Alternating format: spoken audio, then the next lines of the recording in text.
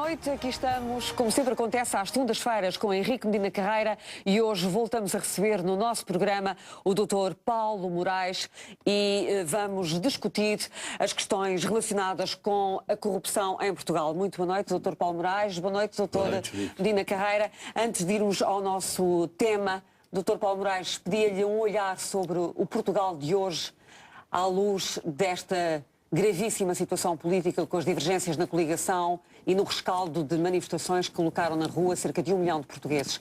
Como é que o senhor tem acompanhado estas últimas horas frenéticas no nosso país? Boa noite. Eu julgo que a marca mais distintiva dos dias de hoje é que há um divórcio absoluto entre a população e a classe política. Isto já não é um problema de governo ou de oposição. As manifestações e os movimentos que se têm sentido na sociedade, do meu ponto de vista, são movimentos de divórcio da população com a classe política, o que é natural. Repare, nós, nos últimos anos, temos assistido sucessivamente, em todos os processos eleitorais, a promessas sucessivamente não cumpridas, passa a redundância. Durão Barroso prometeu baixar os impostos, não os baixou. Sócrates prometeu a mesma coisa e teve o mesmo comportamento. Passos Coelho voltou a reincidir nesse erro e é evidente que as pessoas desacreditam. Eu acho que o grande problema hoje da sociedade portuguesa é a incredulidade das pessoas face aos políticos e, atrás disso, vem a imprevisibilidade. Os cidadãos hoje não sabem com que linhas se cosem, para usar uma linguagem comum. E isso, para os mais pobres, particularmente, é fundamental.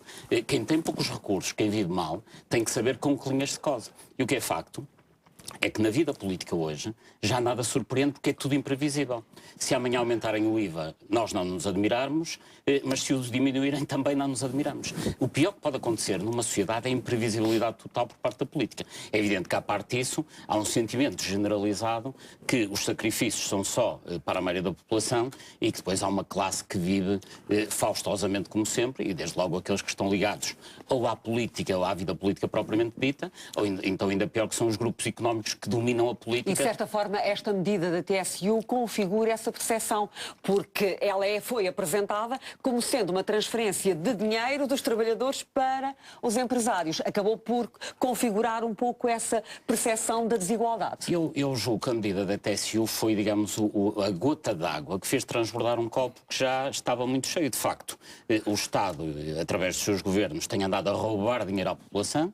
E, no fundo, a medida da TSU é, no fundo, dizer já que o Estado pode roubar 2 pensões aos reformados e aposentados, já que o Estado pode tirar 2 salários aos funcionários públicos, então os patrões estão também autorizados a roubar aos seus empregados. Portanto, isto, digamos, que é uma generalização de um regabof de roubo sobre a população. Doutor Medina, foi à manifestação ou viu pela televisão o movimento das pessoas em 40 cidades do país? Não, só vi pela televisão. Mas teve vontade de ir à manifestação? Iria à manifestação? Eu nunca fui de manifestações, porque essas manifestações não servem para nada. Porque aquilo que as pessoas que andam por ali estão convencidas é que se vier o B em vez do A, que não há austeridade e tal, é o que move aquela gente. Mas 600 mil pessoas nas ruas foi muita gente. Não estou a dizer que não tem significado. Estou a dizer, eu não adiro a manifestações porque aquilo que as pessoas ali pensam não é aquilo que é possível. As pessoas vão enganadas, enfim, pelas várias opiniões que a comunicação social põe no ar. E o significado? O significado é um significado importante. É um significado importante. Eu interpreto a situação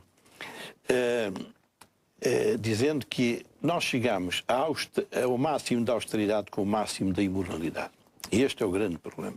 Enquanto era austeridade, bom, ela tinha justificação e as pessoas lá iam encaixando. Mas a nossa sociedade está hoje no auge da imoralidade em conexão com a austeridade. Porque o Estado, este governo, primeiro não informou.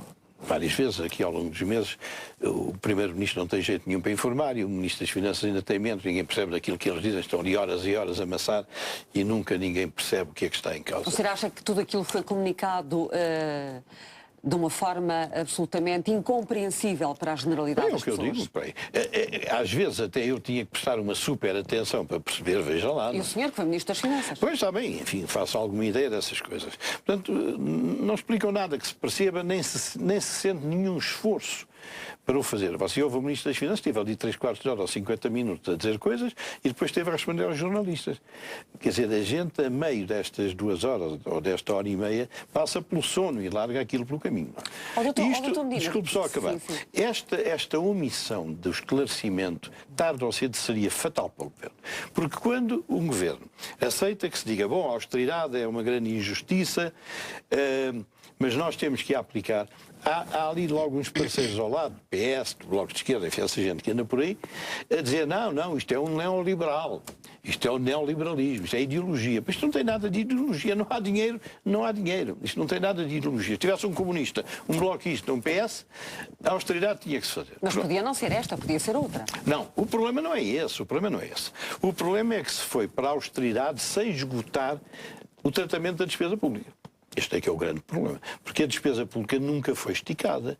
A despesa pública é aquela que é, falavam das gorduras do Estado, mas nunca se viu exatamente uma ação destinada a diminuir a despesa pública. O caso das PPPs, que é um caso chocante, eu não consigo perceber a dificuldade do governo. Não consigo perceber. Não sei que juristas é que eles têm lá dentro dos ministérios. O Estado está falido. É um facto. O Estado deixou de pagar uma parte dos salários, prestações sociais, porquê? Estava falido. Porquê que o falido é obrigado a pagar as PPPs e não é obrigado a pagar aos assalariados?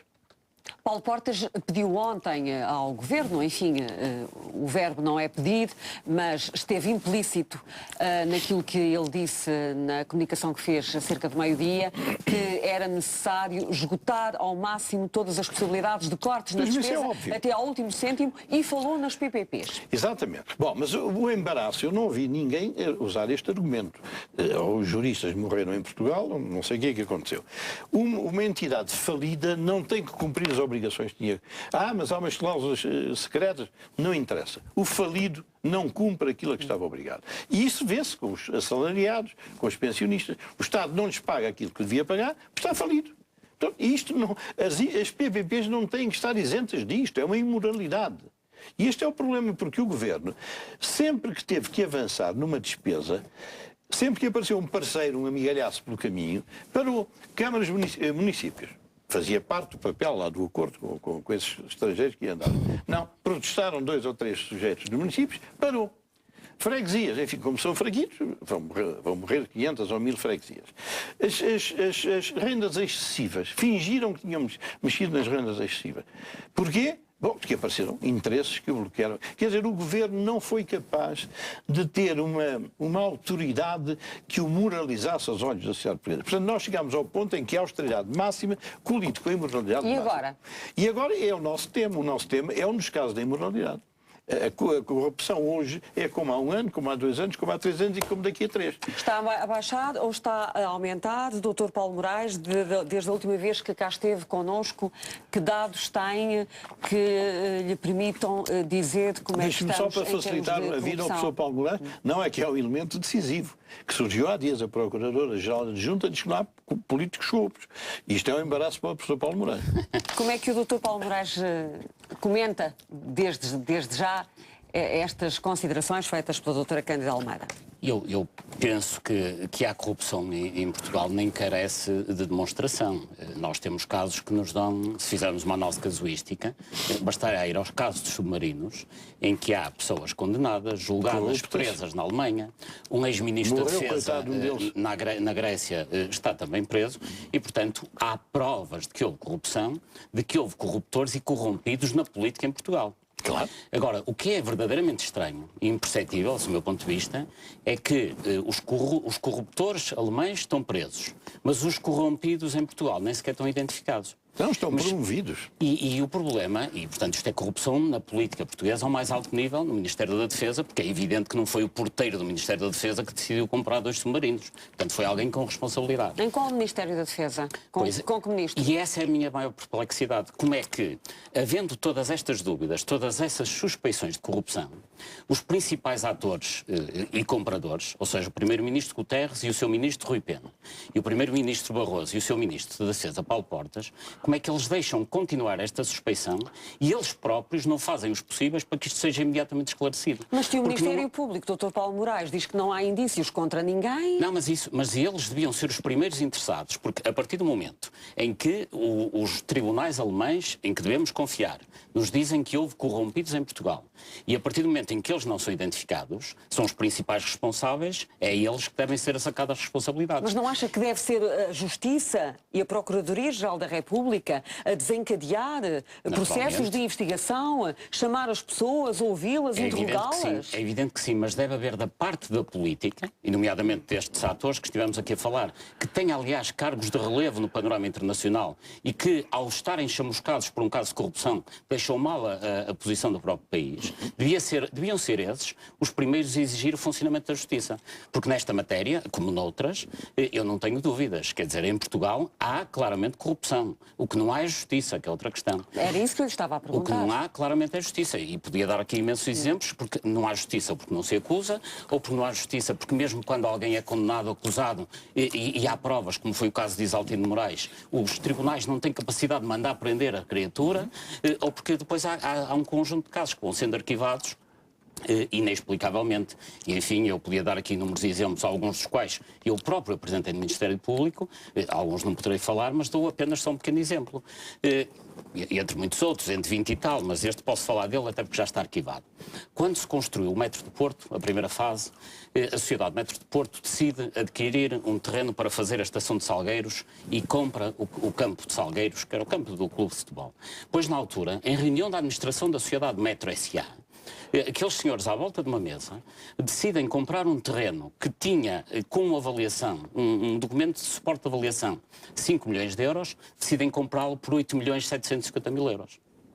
Ou seja, e tudo isto está documentado. Aliás, foram estes documentos que eu entreguei no Ministério Público. E o que é que aconteceu?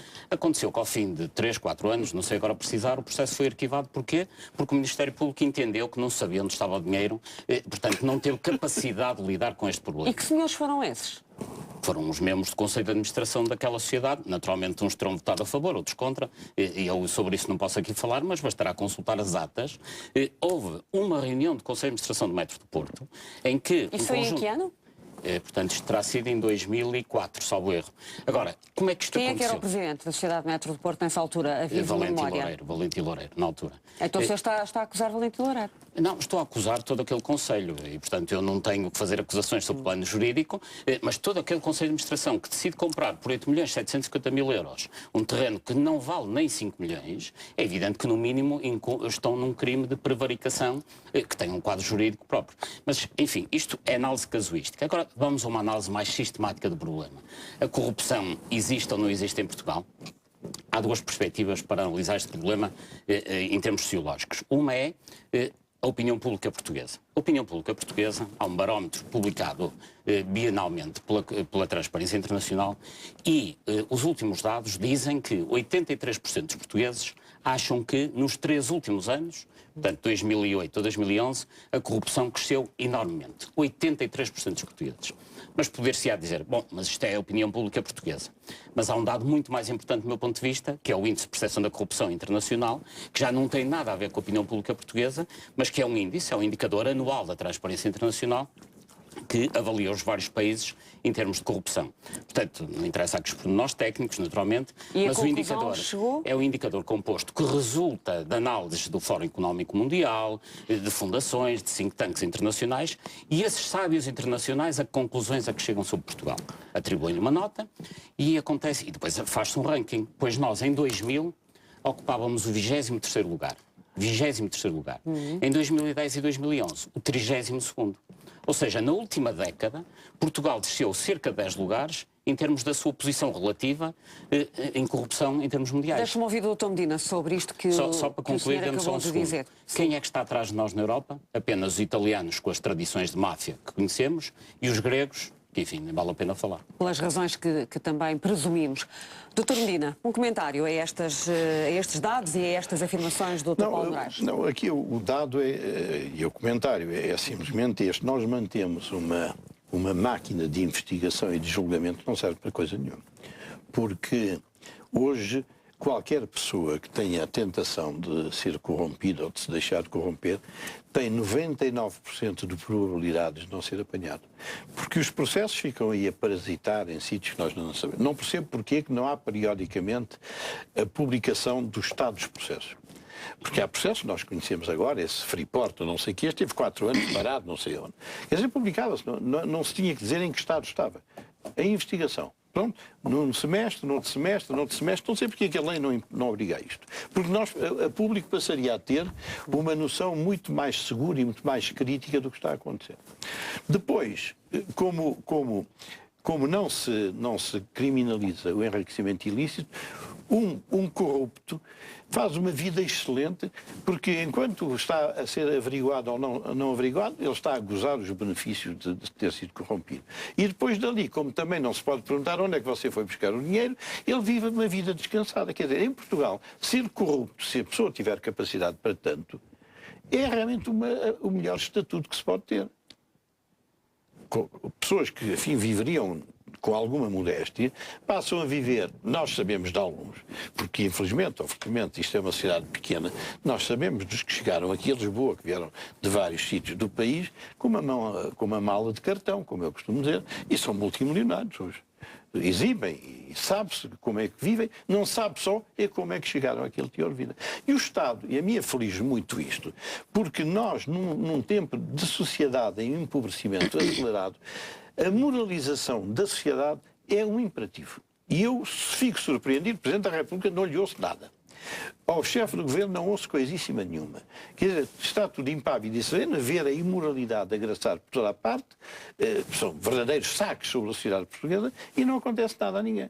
Dr. Paulo Moraes, quando fala dessa alteração de posição no ranking dos países mais corruptos da União Europeia e a circunstância de estarmos agora numa posição muito mais ilícita do que estávamos há 10 anos atrás, isso decorre fundamentalmente de quê? O senhor há bocado deu um exemplo de um terreno. Estamos a falar de quê? De terrenos, de câmaras municipais?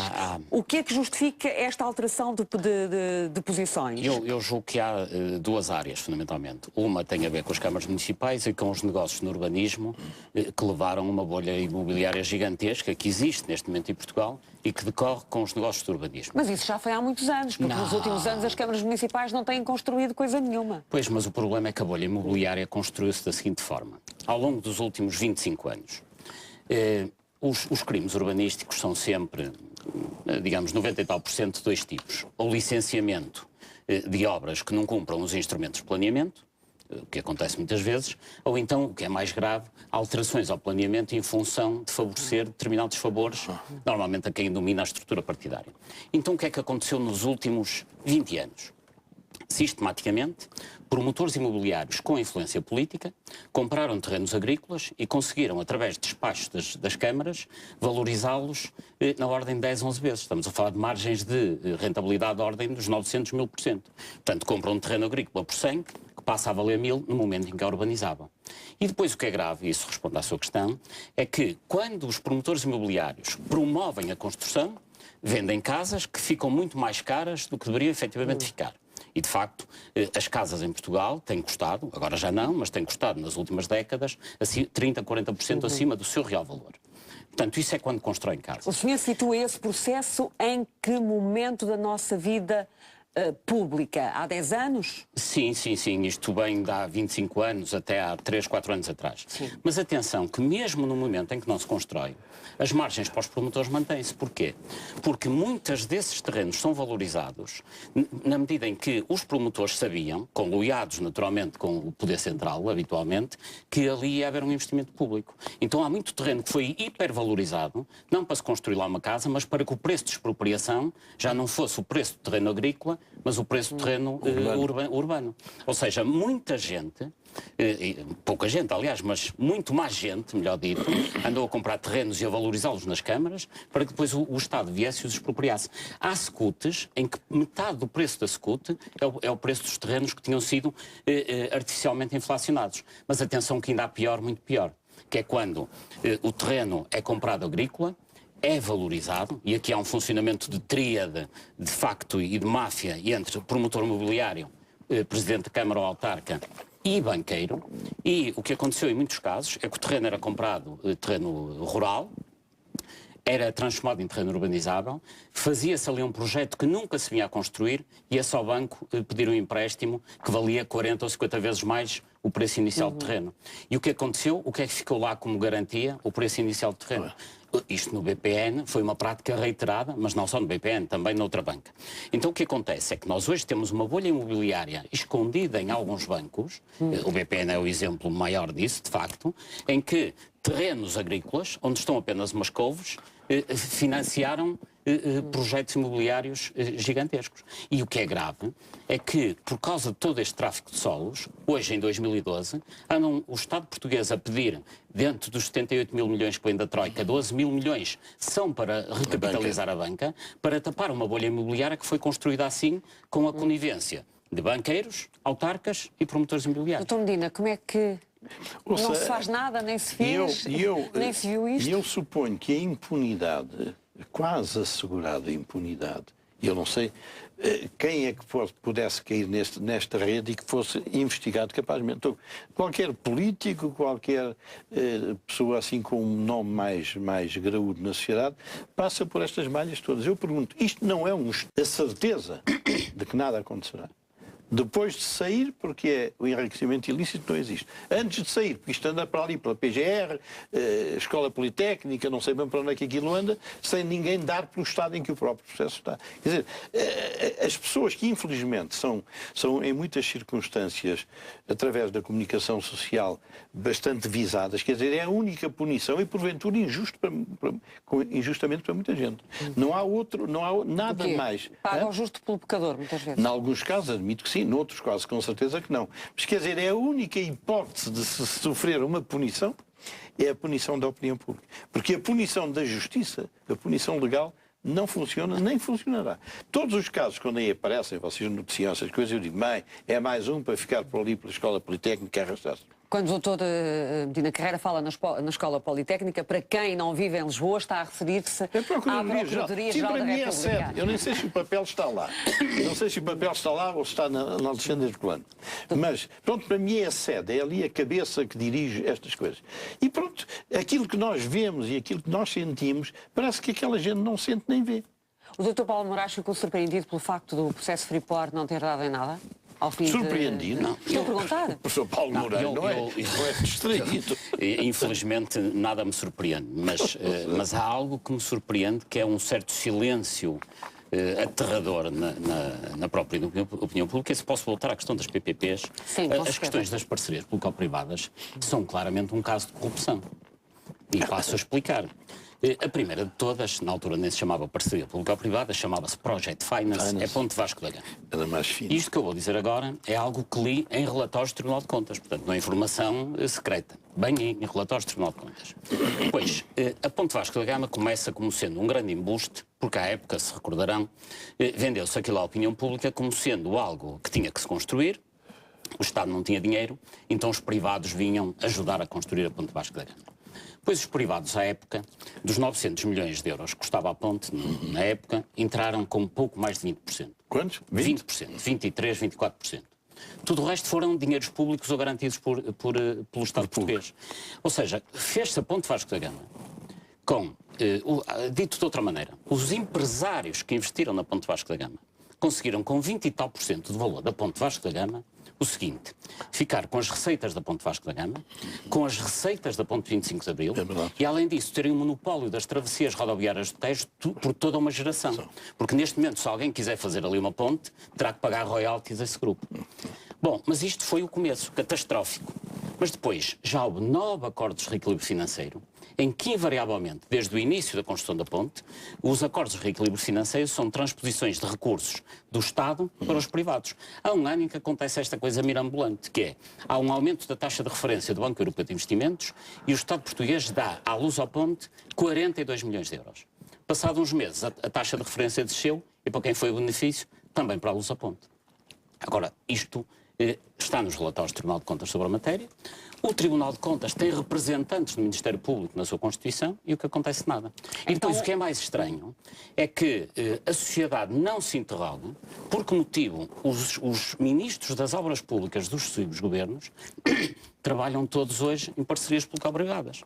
Ferreira do Amaral, ministro das Obras Públicas de Cavaco Silva, está na própria Lusoponte. Jorge Coelho, ministro das Obras Públicas de António Guterres, está na Mota-Engil, como presidente executivo, que é a maior detentora de parcerias público-privadas. Valente Oliveira, ministro das Obras Públicas de Durão Barroso, está também na Mota-Engil. Ou seja, toda a gente, ou quase toda a gente, com responsabilidade nas obras públicas do Estado, depois acaba por ir para estas empresas que são as detentoras das parcerias O público-privadas. senhor está a lançar uma suspeição sobre esses nomes que acaba de referir? Não, não é suspeição. Não é suspeição, é uma afirmação. Eu estou a dizer que esses senhores estiverem em organismos do Estado a conceber e a alimentar negócios de que depois, mais tarde, vieram ser beneficiários. Mas a beneficiários. conclusão é que chega dessa ilação que faz. O que o senhor está a dizer é que antigos ministros de governos de Cavaco Silva e de governos socialistas deixaram de ser ministros das obras públicas para passarem a estar à frente de importantes empresas de obras públicas, Exatamente. como a Lusoponte, como a Mota-Engil e outras. E qual é a conclusão que o senhor retira daí? Retiro que isso é uma atitude que não é séria. E eles é que têm que explicar à opinião pública porque é que lá estão. Não sou eu. Quem tem que estar sob escrutínio é quem exerce cargos públicos. Quem exerce cargos públicos é que tem que explicar à opinião pública os seus comportamentos. Quem tutela... Mas o senhor acha que, que o facto destas pessoas estarem nessas empresas não é inocente? Não, é porque levam a saber, não é? Não, Temos que perceber, não é? Não é que levam a saber, com certeza. São atitudes que não são sérias, claramente, eu digo isto sem qualquer ambiguidade, e que essas personagens teriam que explicar à opinião pública por que razão isso acontece. Porque alguém admitiria que um chefe de compras de uma grande empresa fizesse um mau negócio para depois passar para chefe de vendas do seu maior fornecedor? Isto era inconcebível. Deontologicamente não é admissível. Então como é que nós explicamos que os ministros das obras públicas, e quem diz ministros das obras públicas diz presidentes das estradas de Portugal, secretários de Estado das obras públicas, trabalham hoje todos para as parcerias público-privadas. E se nos documentos há este benefício que lesa permanentemente o Estado, então porquê é que o Ministério Público não atua?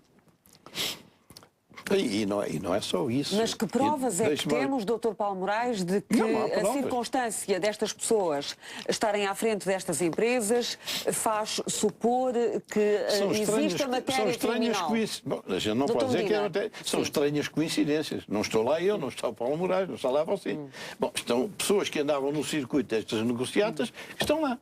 Bom, a opinião pública tira as suas conclusões. Não, mas dê-me licença só para concluir. Quem chegou à conclusão que estes senhores prejudicaram o Estado português, não sou eu, são os relatórios do Tribunal de Contas. E, portanto, é com base nessa conclusão que eu acho inadmissível a sua atitude. Portanto, não sou eu que estou a dizer que eles lesaram o Estado português. São os relatórios do Tribunal de Contas que, reiteradamente, dizem que nas parcerias público-privadas se lesou o Estado português e depois esses mesmos atores vão trabalhar para as empresas que beneficiaram desse prejuízo ao Estado português. Isto é o objetivo. Mas há uma reflexão que pode adicionar-se a tudo isto que estamos a dizer. Porquê que Portugal está, sobretudo aqui esta zona de Lisboa e do Norte Atlântico, porquê que está cheio de redes de autoestradas? Quer dizer, porquê que esta gente promoveu tanta autoestrada? Esta gente, os governos que andaram por lá, não sei quais foram. Quer dizer, isto tudo é muito estranho. Eu agora tenho que ir à Polícia Judiciária na sexta-feira porque me notificaram para lá e falar sobre o assunto. Falar sobre quê? Sobre este assunto. Eu não sei coisa nenhuma mais do que você ou que o Paulo Moraes... Até porque é que o Dr. Medina foi chamado pela Polícia Judiciária? Não sei, alguém indicou o meu nome, eu vou lá. Bom, mas o que é que sabe? Eu não sei nada. Eu sei é que os senhores tomaram conta do governo, encomendaram autoestradas absolutamente dispensáveis, que custaram rios de dinheiro, que nós tivemos que ir ao estrangeiro buscar dinheiro para fazer aquilo. Uma parte da dívida externa foi afeta exatamente a isto, que hoje não tem nenhuma utilidade, porque o país está de cócoras na pobreza, não há dinheiro para a gasolina, não há dinheiro para as portagens. Quer dizer, porquê que isto passou pela cabeça das pessoas? Estavam loucas? Ou estavam ébrias? Não, isto por dizer que há uma coincidência entre encomendar montes de autoestradas inúteis e os que encomendaram. que estiveram nos governos. Aquilo não foi ninguém que... Não foi o contínuo que encomendou estas autoestradas. Porquê é que esta gente encomendou tanto autoestrada? Bem, durante muito tempo ouvimos como justificação a necessidade de se modernizar o país, aproximar o litoral do interior, corrigir assimetrias, criar condições para investimento público e criação de emprego. Foram os argumentos que ouvimos durante muito tempo, mas não é? Mas todos nós os ouvimos. Mas depois essa gente tem habilidade para nos enganar, pensam eles. Pois, mas, por exemplo, 3 autoestradas para o Porto. Agora há um que vai ser interrompido, não sei. O que justifica 3 autoestradas à distância de 8 ou 10 km umas das outras? Isto não é um saque sobre o dinheiro público? Hoje em dia é consensual que efetivamente se construíram estradas que não são mais necessárias, até porque não há tráfego automóvel que as sustentem e que as viabilizem. Não são mais do que pretextos para alguém enriquecer. É que a existência de autoestradas, se a autoestrada funcionasse num regime de concessão, como nos outros países, não viria de mal ao mundo, porque as autoestradas seriam financiadas pelo seu tráfego. O problema é que em 2010, cometeu-se no governo de Sócrates, em maio de 2010, produziu-se uma alteração de legislação que é uma verdadeira bomba atómica financeira sobre as finanças públicas, que é o momento em que o governo Sócrates, à época, se compromete a pagar as SCUT, nomeadamente, foi no momento em que se começaram a pagar as SCUT, em função de um conceito que se chama a tarifa de disponibilidade diária ao quilómetro e por troço de autoestrada. Ou seja, há autoestradas SCUT que, independentemente de passarem lá muitos carros, poucos carros ou nenhum carro, tem sempre um rendimento garantido que dá os tais 17, 18%.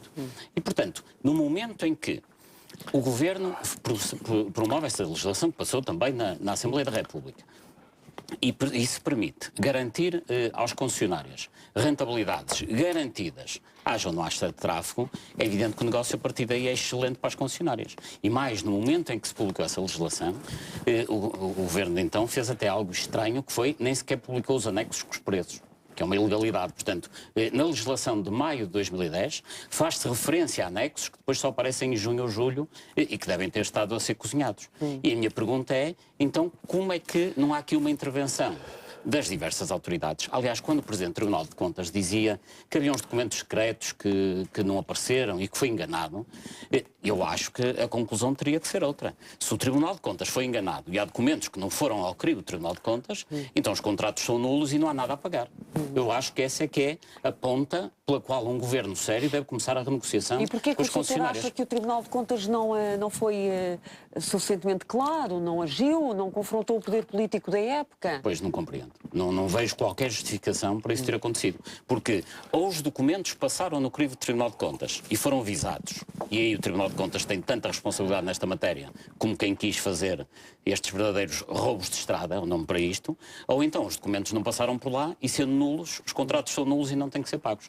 Esta, no meu ponto de vista, deve ser o começo da renegociação. Depois é evidente que há os documentos que são válidos e aí o que tem que se fazer, do meu ponto de vista, em termos de negociação, é fazer uma confrontação entre o valor atualizado das rendas já pagas e vencidas e daquelas a pagar e vencidas e confrontar este valor com o valor de uma avaliação justa do equipamento. Doutor Medina, porquê é que acha que está a ser tão difícil ao Governo intervir na questão das parcerias público-privadas? A única conclusão que posso tirar é que eles estão todos os mesmos. Ora estão no PS, ora estão no PSD. É a única justificação. António José Seguro defende agora um imposto sobre as PPPs. Sim, mas já ouvi dizer que há uma cláusula que não permite. Quer dizer, o privado, que devia correr algum risco, não corre nenhum. O Estado, pelas mãos destes senhores que estiveram por lá, ministros e secretários de Estado, assumiu todos os riscos.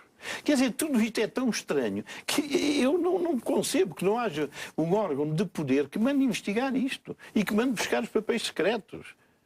Porque, de facto, tudo isto é tão estranho, e veio este governo, que também veio criar estranheza, não é? Numa altura em que este governo devia agir, nem invoca a falência, nem invoca nada, e pronto, a discutir, bom, há um presidente das estradas de Portugal, não sei o quê, que há dias dizia, não, conseguimos 125 milhões. Mas ele não disse, é num ano, se é em 30 anos. Absolutamente. Quer dizer, isto é tudo um embuste para enganar a opinião pública. O Dr. Paulo Moraes tem ideia de quanto é que será possível ao Estado português arrecadar com uma renegociação das parcerias público-privadas que seja justa, Para nós percebermos, porque nós estamos agora confrontados com este buraco nas nossas contas de 4 mil milhões de euros ou mais do que isso, para conseguirmos compensar os 2 mil milhões do corte de subsídios, mais o diferencial do déficit a que temos que chegar no final do próximo ano.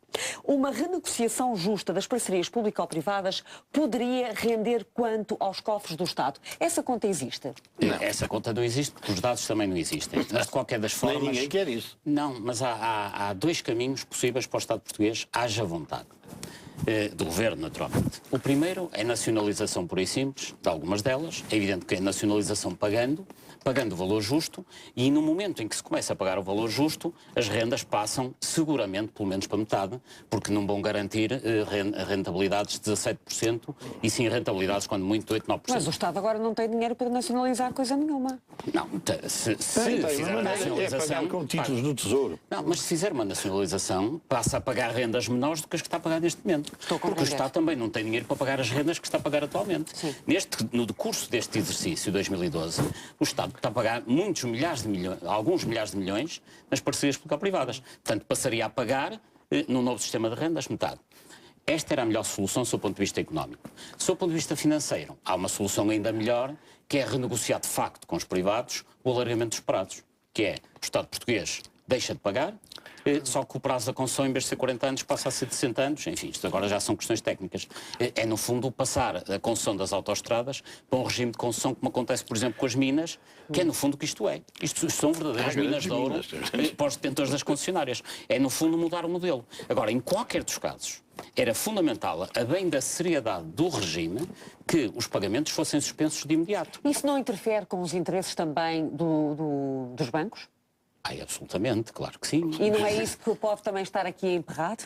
Isso não tenho dúvidas sobre isso. Quem são os grandes interessados nesta matéria? São as construtoras, os consultores e os bancos. Esses obviamente que se mantiverem tudo como está, esses não se queixarão. E como nós sabemos que o poder político em Portugal tradicionalmente também está de cócaras perante este tipo de atores, é difícil. Aqui é um problema de submissão do poder político a este tipo de poder económico.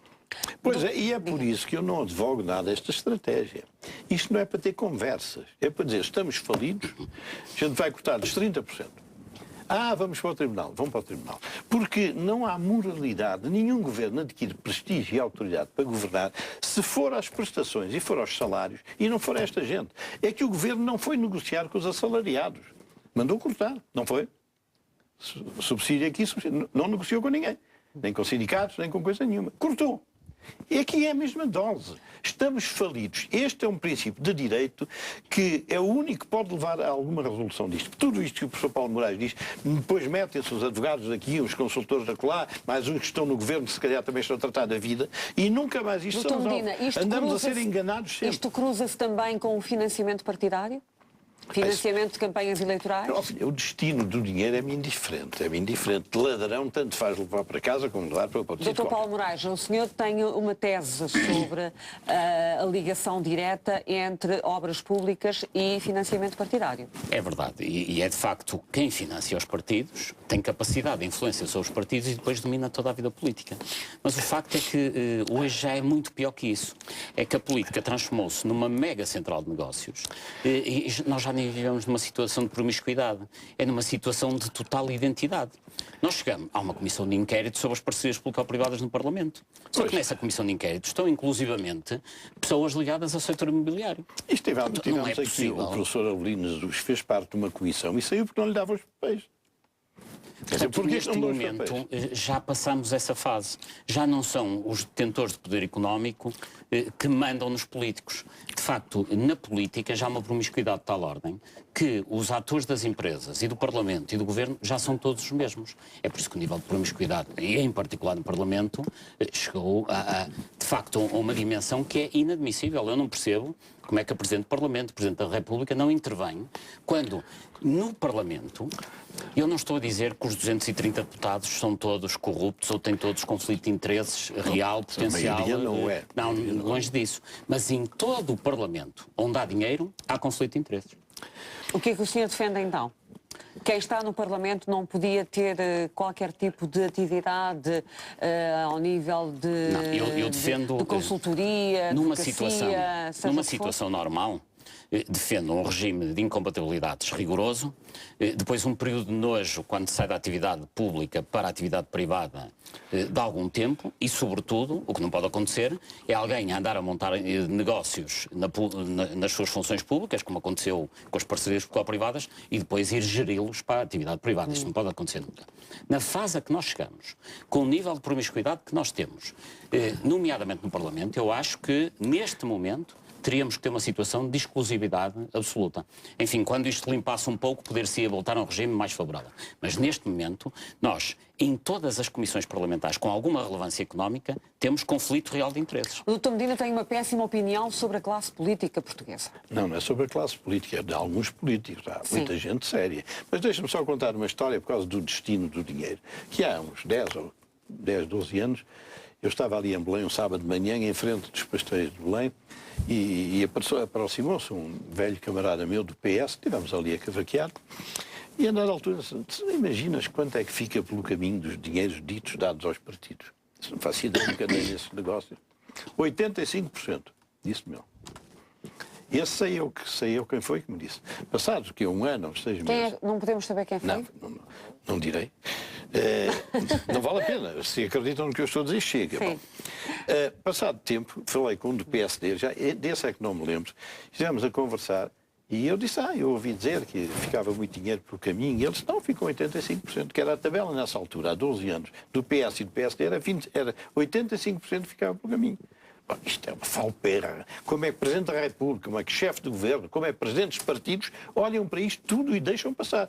A situação atual é muitíssimo mais difícil e vai ser cada vez mais difícil à medida que o país empobrece. Enquanto as pessoas olharem para isto, para esta indecência que é realmente a vida pública portuguesa. O Dr. Paulo Moraes, quando esteve cá da última vez, falou em malas de cartão carregadas de dinheiro. De couro, hoje já são de couro, já são mais elegantes.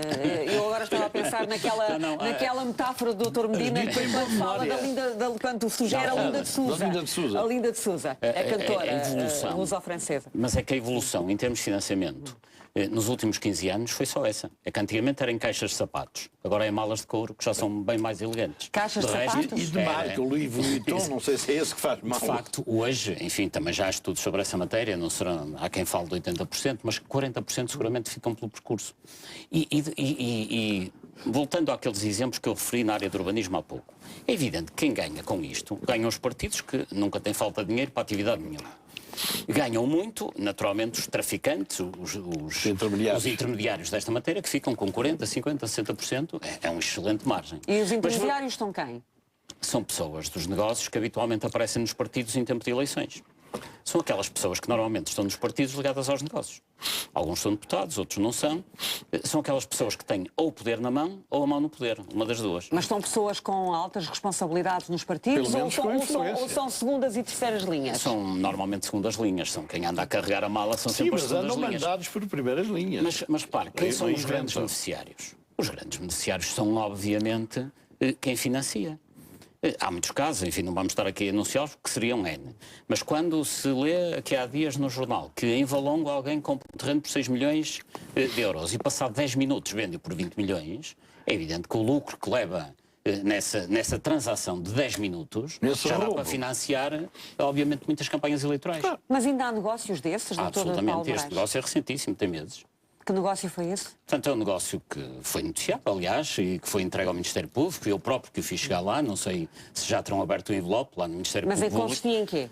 Consistia no facto de que um promotor imobiliário compra um conjunto de pessoas terrenos por 6 milhões, consegue uma declaração da Câmara de Valongo dizendo que aquilo ia deixar de ter aquele tipo de capacidade, passava a ter capacidade construtiva e um coeficiente de ocupação de solo distinto, e passa para 20 milhões. Quanto tempo é que isto demorou? 10 minutos. Mas agora não se vendem casas, elas estão aí todas à venda. Ainda há gente que esteja a comprar terrenos por 6 milhões de euros para depois construir e não conseguir vender coisa alguma? Não se vende habitação tradicional, mas vendem-se muitos equipamentos e lá está. E depois há sempre as outras alternativas. A possibilidade de amanhã haver uma expropriação naquele terreno e a possibilidade de ir ao banco buscar o dinheiro todo e nesta tríade banqueiro, autarca, promotor, ganhá-lo todo. Aliás, o prejuízo do BPN baseia-se, em grande parte, em manobras deste género. Quem é que pagou tudo? Os portugueses, no momento em que o banco foi nacionalizado. O doutor Medina acredita mesmo que os grandes decisores políticos estão metidos nisto? Não, os grandes decisores políticos, enfim, isso teríamos que definir o que é um grande decisor. Estou convencido que não. O problema não é estarem metidos, é permitirem que isto aconteça. Quer dizer, eu se exercesse uma alta função do Estado não estava calado com isto, não estava tranquilo. Porque isto é uma das razões pelas quais a sociedade portuguesa vai tornar-se um veneno permanente. Os pobres que estão a ser expoliados com TSUs e outras coisas não podem olhar para isto nem respeitar quem dirige este país. Temos, naturalmente, pessoas de todos os escalões da política, dos mais altos aos mais baixos, você não falar disto. Nem se vê ação nenhuma que a Ministra da Justiça promoveu a legislação sobre enriquecimento ilícito. Aquilo creio que foi para o Tribunal Constitucional, não serviu. Quer dizer, está tudo montado para roubar. Está tudo montado para roubar. Com o Tribunal Constitucional? Não, pior. É que a legislação já foi feita no Parlamento, deliberadamente inconstitucional, para chumbar no Tribunal Constitucional. Eu não tenho dúvida sobre essa matéria. Os senhores deputados que articularam aquele enquadramento legislativo já o fizeram por forma a saber que o Tribunal Constitucional ia chumbar e, portanto, ganhavam aqui mais algum tempo. Mas a Ministra da Justiça empenhou-se tanto nesta questão? Eu julgo que ela continua empenhada, mas para os efeitos a legislação tem que sair do Parlamento. Sim, sim. A legislação tem que sair do Parlamento e eu não tenho dúvidas nenhumas do que estou a dizer. A legislação foi feita de propósito para ser inconstitucional e ser chumbada de Tribunal Constitucional. Então o Dr. Paulo Moraes acha que tudo esbarra na Assembleia da República? Ou pode esbarrar? Uma parte significativa, até porque naqueles números que eu referi no início da nossa conversa, em que se dizia que 83% dos portugueses acham que a corrupção está a subir, acham também que as entidades mais corruptas é o Parlamento, em primeiro lugar, e os partidos políticos. Ora, são exatamente aqueles que deveriam tomar as medidas que combatessem a corrupção, que são as entidades mais corruptas. Mas isto tem a ver com corrupção e com, de facto, um conflito de interesses, porque, e como dizia há pouco, nós temos no Parlamento conflitos de interesses permanentes, nomeadamente nas questões que têm a ver com maior sensibilidade económica. Nós, na Comissão Parlamentar, que julgo que hoje é claramente a mais importante, que acompanha o Programa de Assistência Financeira, os principais deputados daquela comissão têm interesses nos processos que decorrem da implementação do memorando. Para não ir mais longe, a privatização da EDP deve ser, digamos, controlada ou fiscalizada a nível parlamentar, a privatização da EDP, que já teve lugar pela Comissão Parlamentar de Acompanhamento do Programa de Assistência Financeira. Pois, o vice-presidente, que é o deputado Miguel Frasquilho, trabalha no BES Investimentos, que foi a entidade que assessorou os chineses na compra da EDP. O deputado Pedro Pinto, que aliás agora é vice-presidente do PSD, é consultor em empresas que trabalham intimamente e quase exclusivamente com a EDP. O advogado Adolfo Mesquita Nunes pertence ao escritório Moraes Leitão, Galvão Teles, Soares da Silva e Associados, que é o escritório principal dos assuntos da EDP, etc. Como é que estes senhores deputados que estão nesta Comissão Parlamentar, como é que podem eles estar a fiscalizar de forma independente um negócio em que eles próprios são parte interessada? Portanto, isto é um problema de promiscuidade. São essas pessoas que também vão acompanhar os processos de privatização da ANA e da TAP, que são as empresas que agora estão na calha para serem privatizadas? Provavelmente. Aliás, o processo de privatização da EDP foi um péssimo exemplo, porque repare, quem é que fiscalizou o processo de privatização? Foi esta Comissão Parlamentar, com a independência que se imagina. Depois houve uma comissão que tinha académicos, entre os quais Daniel Bessa e outros, pessoas com currículos muito respeitáveis, mas foi uma comissão nomeada pelo Governo. Quando o que deveria acontecer era a existência de uma comissão que fiscalizasse a atividade do Governo. Porque a suspeição e a falta de transparência que o processo teve implicava um grande escrutínio. Porque em tempo de crise vende-se barato. E quando se vende barato, naturalmente aguçam-se muitos apetites. E, portanto, para prevenir a corrupção... Neste caso, vendeu-se caro. Porque quem ganhou foi a maior proposta. Naturalmente, mas nós não conhecemos completamente o processo, nem sabemos porque ganharam estes, nem sabemos porque perderam os outros pré-qualificados, nem sequer sabemos porque é que não houve mais pré-qualificados. E, portanto, não, aquilo que sabemos é que ganharam estes porque ofereceram 2,7 mil milhões de euros. E portanto, dando um prémio considerável, não é? E permitindo ao Estado um encaixe significativo para abater a dívida pública. Mas a discussão não é essa. A discussão é estes processos têm que ser transparentes. E o que é facto é que não houve cuidado com a transparência porque a Comissão Governamental não a garantiu. A Comissão Parlamentar, muito menos. O próprio Conselho de Prevenção da Corrupção Conselho de Prevenção, recordo, apareceu no processo, já o processo estava concluído. Portanto, vem fazer prevenção a posteriori, o que é, no plano semântico, até um pouco estranho. Dr. Paulo E Moraes, repare, só para concluir, o processo foi tão opaco e tão pouco transparente que já está a ser investigado pelo Ministério Público. E, curiosamente, também é algo... Quer dizer, é um para se afundar lá. Mas mais o Ministério Público está a investigar e no momento em que faz a investigação já diz que a investigação não tem nada a ver com quem comprou o EDP, ou seja, Então, investigam e já estão a amnistiar, digamos, é uma figura jurídica estranha. Se arranja um contínuo para... Nós temos 3 minutos para fechar o programa. Quando é que o seu observatório irá divulgar novos dados? Porque volta e meia vamos tendo notícia de conclusões que vão surgindo. Para quando é que estão previstas novas divulgações? Há 2 tipos de informação. Uma é o índice de percepção da corrupção, que é anual, será divulgado agora em novembro ou em dezembro, ainda não está marcada a data, mas é sempre no final do ano, sendo que a análise destes números não deve ser anual, portanto deve ter uma percepção quinquenal, decenal, para termos uma perspectiva de evolução da sociedade. Há um outro projeto em que estamos a trabalhar, que julgo que pode ser muito importante, que é a criação de um portal onde toda esta informação possa ser disponibilizada aos cidadãos para que todos saibam, de facto, quais são os conflitos de interesses dos deputados, dos membros do governo, porque o primeiro antídoto para a corrupção é claramente a transparência. Alguém percebeu isto antes de todos os outros, foi o senador Barack Obama, que ele próprio, enquanto senador, fez construir um portal onde ainda hoje existe, chama-se usaspend.gov, onde podemos todos, em todo o mundo, acompanhar do princípio ao fim cada investimento da administração federal americana. E eu gostava de ter algo do género cá em Portugal. E é esse, portanto, o seu desígnio. Sim, sim. Judito, deixa-me só lembrar um episódio que todos temos presente de uma tentativa de atacar este problema do engenheiro João Cravinho. E viu-se o que lhe aconteceu. Quer dizer, aquela gente toda levantou-se contra ele. Quer dizer, um sujeito sério depois é abatido por uma série de gente duvidosa, que é aquela gente que pontifica ali, não é?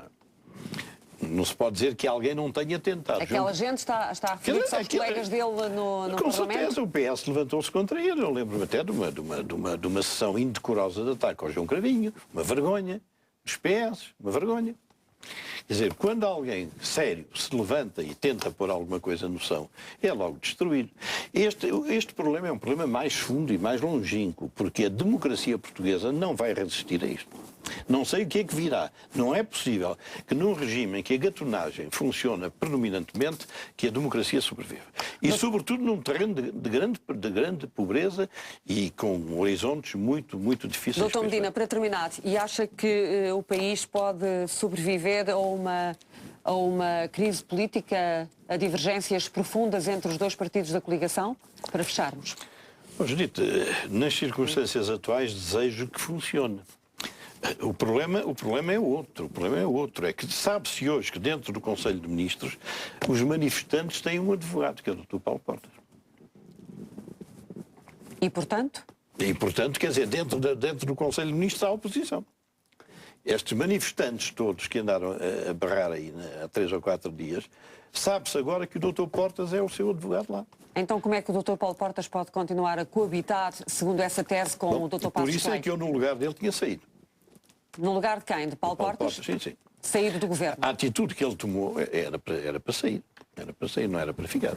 Acha que ele, para ser consequente com o discurso que fez, devia sair do governo?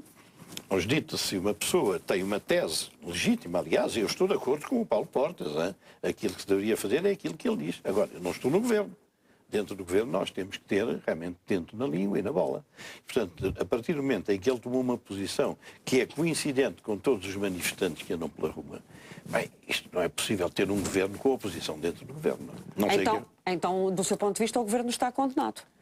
Eu preferiria que o governo saísse e que fosse constituído um governo com os 2 partidos, mas com outra gente. Não é? Com outra gente? Com outro primeiro-ministro? Sim, com toda a gente. Saíam todos e entravam outros novos. Não é? Porque este governo eles já não podem sentir-se bem uns com os outros lá dentro. Não é? Mas quê? Convocando novas eleições ou um governo de iniciativa presidencial? Esses partidos é que detêm a maioria. A maioria não é de Passos Coelho, nem ninguém. A maioria é do PSD e do CDS. Arranjar gente que possa conciliar-se e levar por diante esta tarefa. Porque acho que aquele Conselho de Ministros está completamente envenenado. Completamente envenenado. Tendo Paulo Portas razão no que diz, não é? Agora, eu estou de acordo, mas eu não estou lá dentro. Eu estou cá fora. Doutor Medina Carreira, muito mais teríamos a desenvolver sobre este tema. Doutor Paulo Moraes, muito obrigada por ter estado connosco. Nós estaremos de volta de hoje a uma semana com o doutor Paulo Trigo Pereira, professor do ISEG, para continuarmos a falar da crise nacional. Boa noite.